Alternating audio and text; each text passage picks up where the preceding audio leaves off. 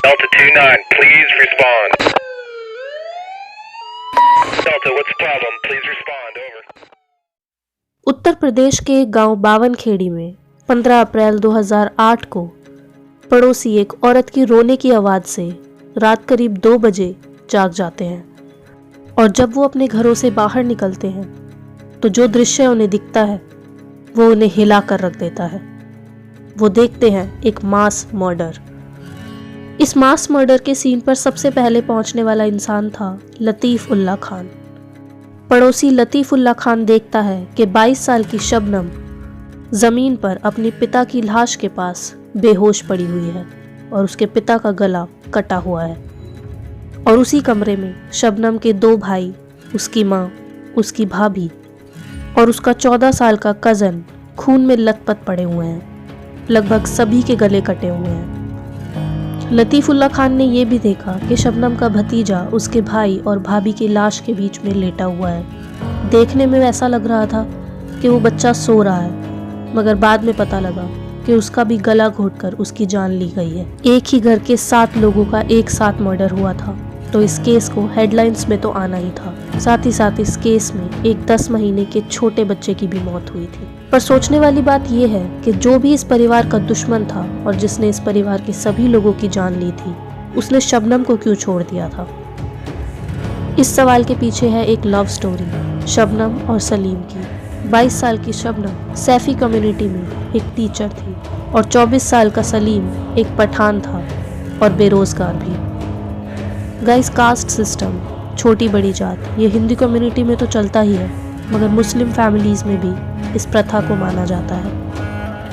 Families ये चाहती है कि उनके बच्चे उन्हीं की कम्युनिटीज़ में शादी करें, और जब ऐसा नहीं होता तो जो प्रेमी होते हैं उन्हें कई परेशानियों का सामना करना पड़ता है। कई बार तो उनके खुद के माँ बाप उनकी जान ले लेते हैं। शबनम की भाभी ने तो अपने पिता को भी ये बात बता दी थी कि शबनम एक गलत दिशा में जा रही है। वो सलीम से शादी करना चाहती है, जिसकी वजह से घर का माहौल दिन पर दिन खराब हो रहा है।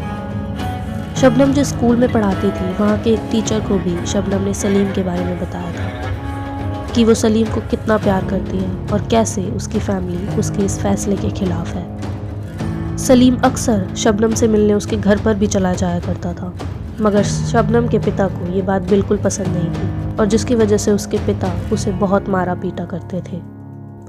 मगर असली परेशानी तो तब शुरू होने वाली थी जब शबनम सलीम के बच्चे की माँ बनने वाली थी। अब शबनम प्रेग्नेंट हो चुकी थी।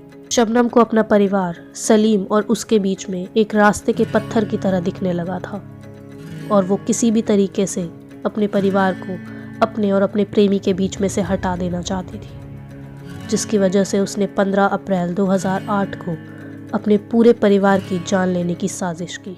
15 अप्रैल को जिस काम को वो अंजाम देने वाली थी, उसकी शुरुआत उसने 14 अप्रैल की रात से ही कर दी थी। सबसे पहले 14 अप्रैल की शाम को शबनम अपने परिवार वालों की इवनिंग ड्रिंक्स में कुछ नशीली चीज़ें मिला देती है और वो नशीली चीज़ उसे सलीम ने ही ला कर दी थी। इसके बाद पूरा परिवार गहरी नींद में सो जाता है और यही मौका देखकर शबनम अपने लवर सलीम को वहाँ पर बुला लेती है और सलीम वहाँ खाली हाथ नहीं आता, वो वहाँ पर एक कुल्हाड़ी के साथ आता है। उसके बाद जो शबनम करती है उस पर यकीन करना बहुत मुश्किल है कि कैसे एक बेटी अपने पूरे परिवार को ख़त्म कर सकती है। शबनम अपने हर फैमिली मेंबर का सर एक एक कर उठाती है और सलीम एक एक करके कुल्हाड़ी से उनके गले काटने शुरू कर देता है। मौत को अंजाम देने के बाद अगले दिन सलीम एक चाय बेचने वाले के पास जाता है जिसका नाम बिलाल अहमद था। बिलाल के डिस्ट्रिक्ट पुलिस चीफ के साथ अच्छे कनेक्शन थे। सलीम को लगा कि बिलाल ही एक ऐसा आदमी है जो उसे जेल की सज़ा से बचा सकता है। सलीम ने अपने जुर्म का सारा कच्चा चिट्ठा बिलाल के आगे खोल कर रख दिया, इस उम्मीद में कि बिलाल उसका साथ देगा। मगर बिलाल ने सलीम की सारी कहानी पुलिस के सामने साफ साफ बता दी। बिलाल ने पुलिस को बताया कि सलीम ने उसे कहा कि उससे एक गलती हो गई है। वो एक लड़की शबनम से प्यार करता है जो उसी की गांव की है और शबनम भी उससे प्यार करती है। उन दोनों ने साथ जीने मरने की कस्में खाई है। वो एक दूसरे के बिना नहीं रह सकते और इसी वजह से शबनम का परिवार उसे मारा पीटा करता है और वो उन दोनों की शादी में अड़चन पैदा कर रहे हैं। दूसरे विटनेसेस के मुताबिक मर्डर से एक दिन पहले सलीम एक फार्मेसी पर गया था कुछ नींद की दवाएं लेने के लिए, और फार्मेसी ने उसे ऐसी दवाइयां देने के लिए साफ मना कर दिया था, क्योंकि इंडिया में ऐसी स्ट्रॉन्ग दवाइयां डॉक्टर की प्रिस्क्रिप्शन के बिना नहीं दी जाती। जिसके बाद सलीम ने फार्मेसी के बाहर एक फल बेचने वाले से मदद ली, और उस फल बेचने वाले ने ही उसकी मदद की नींद की दवाइयों के लिए। सलीम ने अपना गुनाह एक इंसान के सामने और कबूल किया था, महेंद्र सिंह। महेंद्र सिंह के अच्छे खासे पॉलिटिकल कनेक्शंस थे, और सलीम को लगा कि वो भी उसे जेल की सज़ा से बचा सकता है। सलीम की सारी सच्चाई पुलिस के सामने आ चुकी थी, और अब वो अरेस्ट भी हो चुका था। अरेस्ट के बाद सलीम ने वो कुल्हाड़ी भी तालाब से निकालकर पुलिस को दे दी थी, जिससे उसने 7 लोगों की जान ली थी। पुलिस को नींद की गोलियों के खाली पैकेट्स भी मिल गए थे शबनम के पास से। शबनम ने पहले पुलिस के सामने कई झूठी सच्ची कहानियां बनाई कि कैसे कुछ गुंडे उसके घर में आ गए थे और उन्होंने इस क्राइम को अंजाम दिया, मगर पुलिस ने इस थ्योरी को मानने से साफ साफ इनकार कर दिया था, क्योंकि घर का दरवाज़ा लोहे का था और अंदर से लॉक्ड था, और दरवाजे पर या उसके लॉक पर कोई भी फिंगरप्रिंट्स के निशान भी नहीं थे। जब उनका पड़ोसी लतीफ़ुल्लाह खान उनके घर में पहुंचा था तो उसने देखा था कि शबनम अपने पिता के मृत शरीर के पास बेहोश पड़ी है, मगर 2015 में आई जजमेंट में सुप्रीम कोर्ट के हिसाब से शबनम उस समय भी नाटक कर रही थी, ताकि वो ये दिखा सके कि ये क्राइम किसी बाहर वाले ने किया है और वो इस क्राइम से कितना हिल चुकी है। और गाइज, आपको ये जानकर हैरानी होगी कि ये 2 प्यार के पंछी जो प्यार में इतने पागल थे, जिसकी वजह से शबनम ने अपने प्रेमी के साथ मिलकर अपने पूरे परिवार की जान ले ली, वो ही 2 प्यार के पंछी ट्रायल के दौरान एक दूसरे के खिलाफ खड़े हो गए, और शबनम सारा इल्ज़ाम अकेले सलीम पर ही लगाने लगी कि सलीम ने ही सबको मारा है। और वहीं दूसरी तरफ सलीम ने शबनम पे इल्ज़ाम लगाया कि शबनम ने सबको मार दिया था और वो वाइन पी रही थी, जिसके बाद उसने उसको कॉल किया और बुलाया कि तुम यहाँ से सारे सबूत मिटा दो, मैंने सबको मार दिया है। ट्रायल के दौरान कुछ थ्योरीज ये भी उठी कि मर्डर करते टाइम शबनम को नहीं पता था कि वो प्रेग्नेंट है। वहीं दूसरी तरफ कुछ थ्योरीज ये थी कि उसे बिल्कुल पता था कि वो प्रेग्नेंट है, और वो चाहती थी कि वो अपने पूरे परिवार को मार दे और उसका होने वाला बच्चा उनकी प्रॉपर्टी का मालिक बन जाए, और वो खुशी खुशी सलीम और अपने बच्चे के साथ वहाँ पर रह सके।